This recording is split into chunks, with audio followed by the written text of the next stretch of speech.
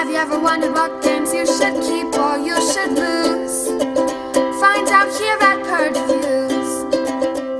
Uluk is a Euro game that I got off of Kickstarter that I was pretty excited about.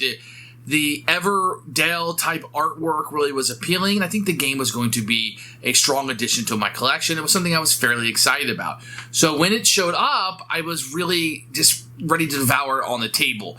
And I was left with a little disappointment. Hexy Studios is one I was really keeping my eye on after the last cop game they had released, which was very good. I liked it quite a bit. So I was looking for what Euro game they would have from them. And as we were playing through it a couple of times, I was like, man, this is about feeding your people. And this is an aspect of games that most people don't like anymore. It was all the rage for a while. And that's okay. So that's just the background of the theme. For some reason, it's going to bring everybody in the island happiness, etc. So there are a few problems with the game. So the first thing is, it's just when it starts off, it's a little bit sluggish, and you got to build up your engine, which is what you're going to be doing to produce food more efficiently. Which means you need to get those invention cards. So it's all about, everybody's going to be grabbing those invention cards. Maybe it was groupthink, but that seems to be a pretty valid strategy because the invention cards are going to be like free actions for you. So if it takes resource A and transfers it in resource C, well, I obviously need to be competitive for A because I have a competitive advantage of creating C. That seems fairly standard in this type of thing. But if A, now the market for the resource is going to change. And sometimes it's zero. Sometimes no matter what you do, you can't get that resource. So the invention card is kind of useless to me. So you need to kind of get as many invention cards as possible. But really, if everybody's playing smart, you only get one around because they not only give you points, but they're going to give you free actions, which is super important. You need to be generating as much food as possible and be able to convert that food into usable food, better food, let's say, in order to feed your people. And some food's going to be perishable, some's going to last round and round, some are going to give you extra victory points, and some are just for celebration, which is bigger victory points, I suppose. And each board is asymmetrical a little bit in the way they're converted. It's not huge, but it's a little bit of a difference. So that's kind of nice that the asymmetrical little factions are going through, which means you won't always be able to play your preferred color. You're going to have to kind of switch it up in order to not always have that one guy, and that's fine. I don't like to play anything but red because I get confused and I forget what color I am. But that's the nature of the beast of these asymmetrical ones, I suppose. So that is a plus for the game. But the game, to me, just kind of dragged on. We were never in it where we were like having super amount of fun. At the beginning of the game, we never had enough food. At the end of the game, we had plenty of food to pretty much do what we wanted. It's important, I think, to get the extra workers or the extra inventions. And I think that's going to be the main focus at the beginning of the game. Get more action so I can convert more food and do what I want. And it almost seems like the building the monuments, which is really what's on the front of the box, and it seems like it would be the focus of the game, becomes an afterthought. In the early stages of the game, maybe somebody would go after that. Maybe that'd be a strong strategy, but it just seemed like getting those inventions was the dominant strategy, at least at the beginning of the game, and you need to heavily focus on that, and some of the monuments get left in the dirt. Now, there is an expansion that allows not building those monuments to hurt you, so that will put a little bit more focus on building those monuments, but in the base game, it isn't there. It just isn't built, and can be built later if need be. And that's fine. So it tends to be something you might want to put off until you kind of get your engine rolling. I don't know. Maybe that was groupthink, but that seemed to be a very dominant strategy in our plays. Otherwise, the components are fantastic. The game looks great. I didn't like that the same chips were used for all of the resources, kind of like Terraforming Mars, but that's fine. So I'm being nitpicky here.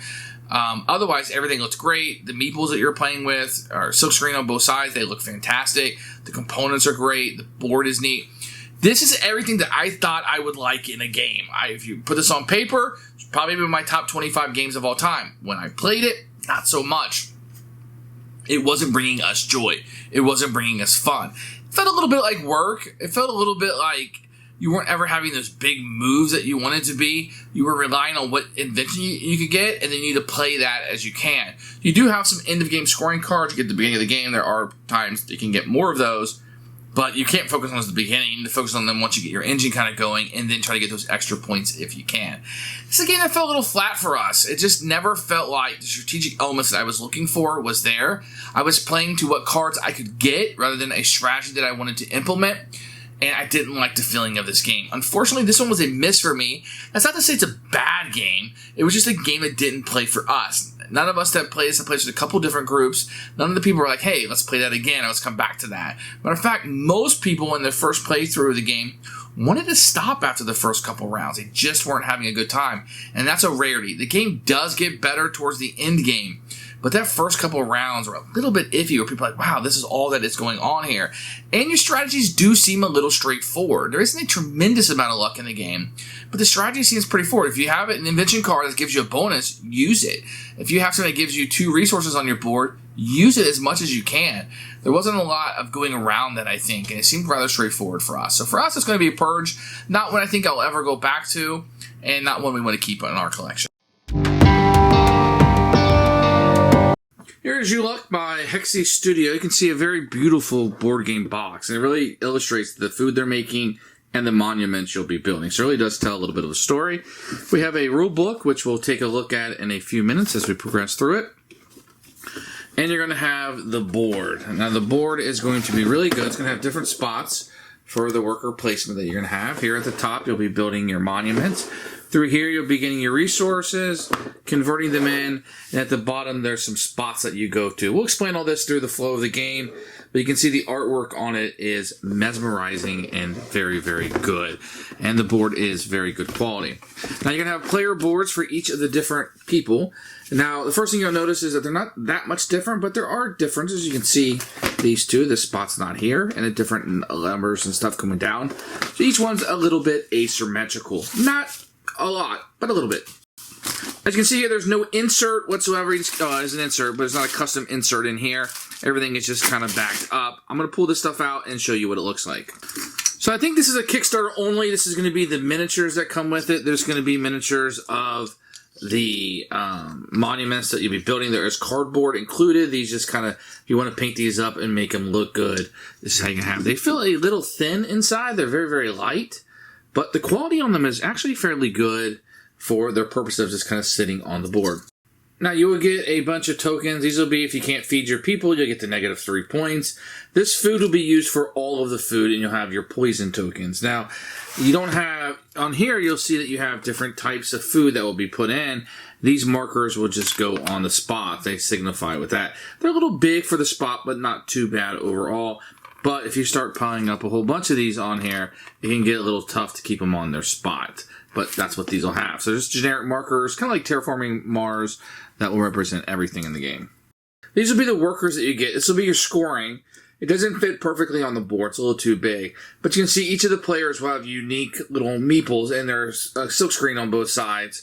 So they're very nice, and they look different and come in different sizes. So you can easily see the difference between the different meeples that you'll have.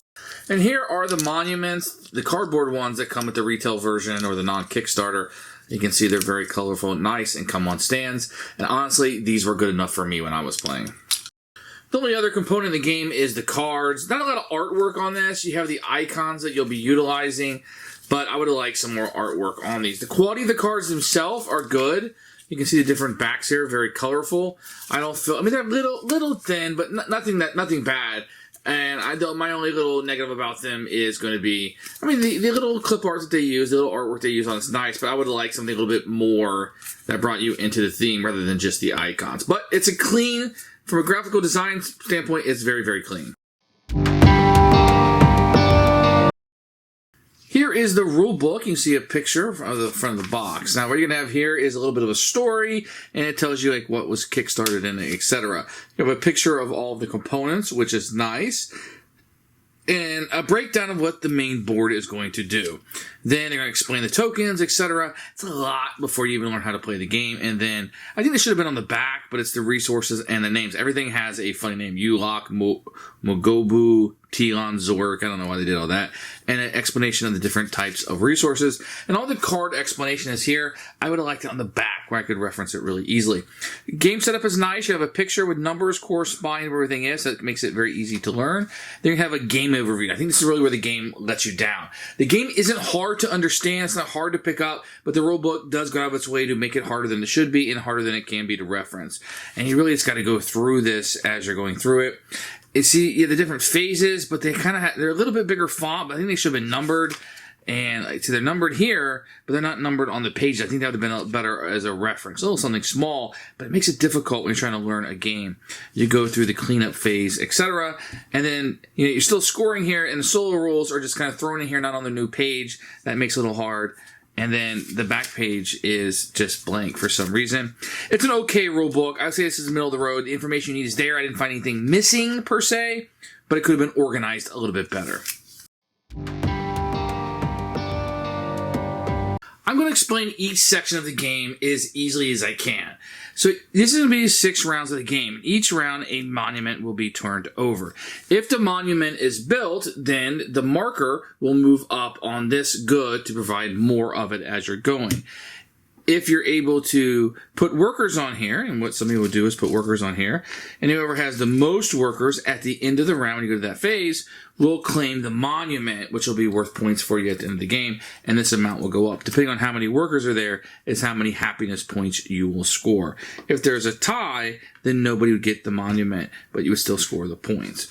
That's how this section is going to work. So when you get to after you flip that over, you go to the worker placement, people can just place their workers out, and it becomes just another spot that you can do. Now, each of these spots through here are going to give you what, in effect, will be raw materials. These 4 will be raw materials, and this will be a little bit higher end stuff here. Now, as the game progresses, these things can change, but when you place a worker out here, and you can do that on a turn, these are 1 worker. So I couldn't take another worker and place on his spot, but I could place it on that open spot.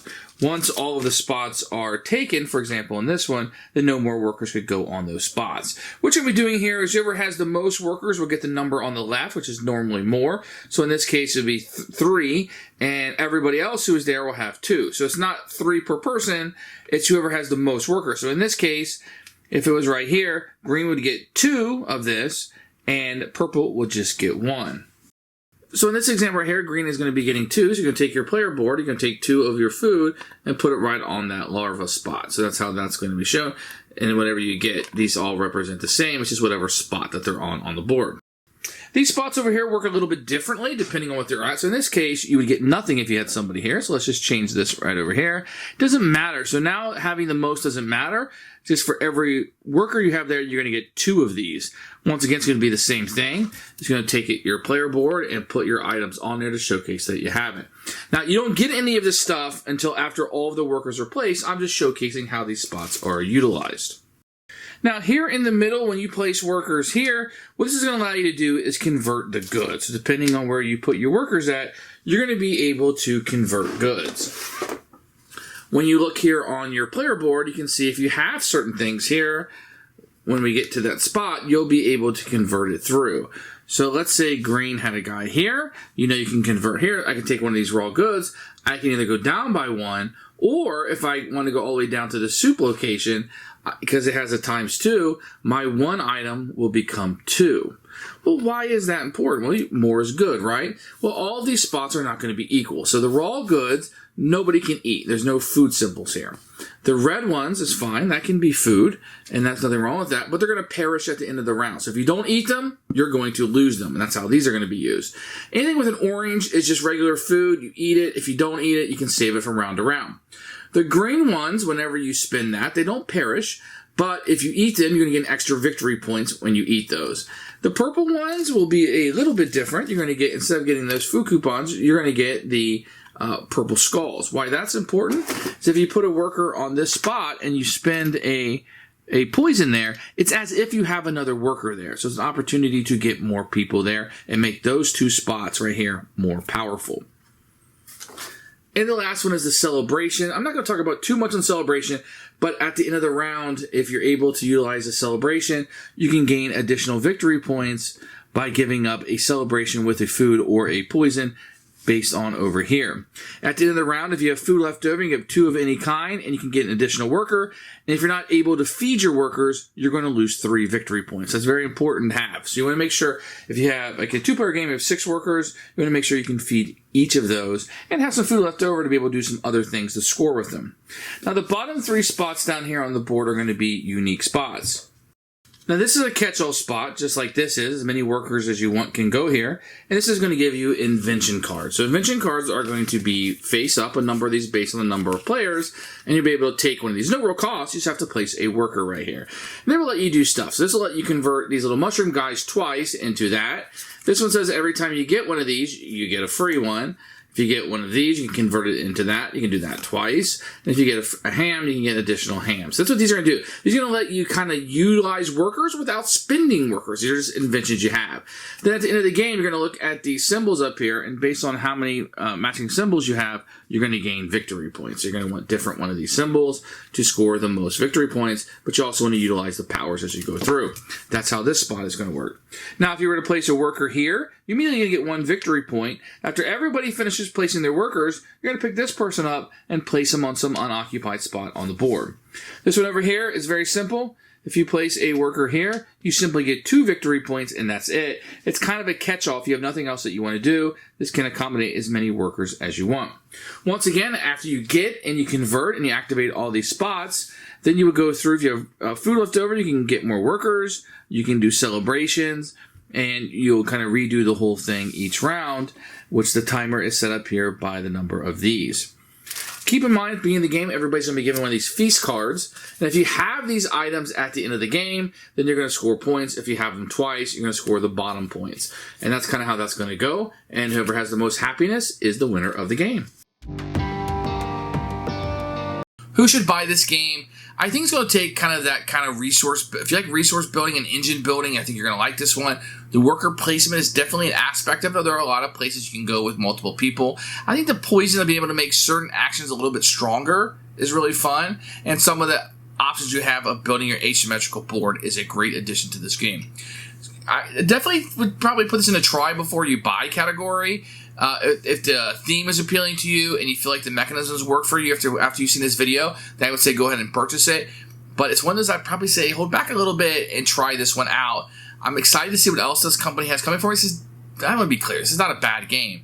It's just there's so many games out there, you got to be great in order to stay in this collection. Purge for me.